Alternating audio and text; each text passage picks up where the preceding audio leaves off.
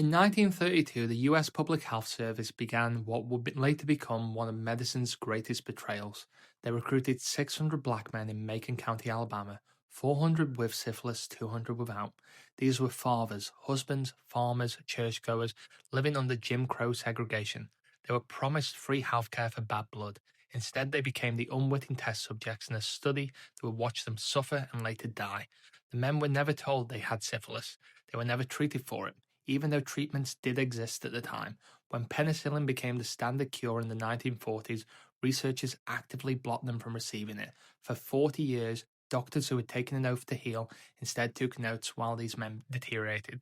By 1972, when a whistleblower finally exposed the study, imagine trusting a doctor, believing someone cares about your health, only to discover they watched you go blind, develop dementia, experience organ failure, all while withholding the cure.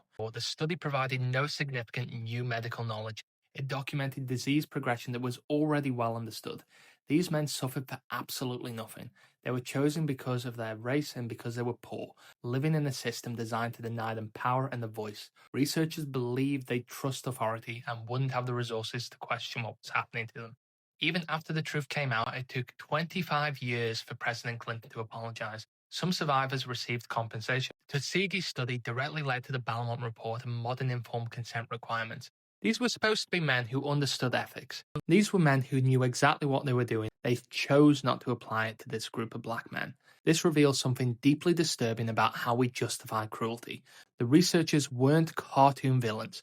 They were professionals who likely saw themselves as dedicated scientists. They were products of a racist system that had so thoroughly dehumanized black people that watching them die seemed acceptable in the service of knowledge. This is what Hannah Arendt called the banality of evil, atrocity committed not by monsters but by ordinary people following procedures within a corrupt system that normalizes cruelty. Tuskegee's legacy extends beyond medical ethics. It's a wound that hasn't healed.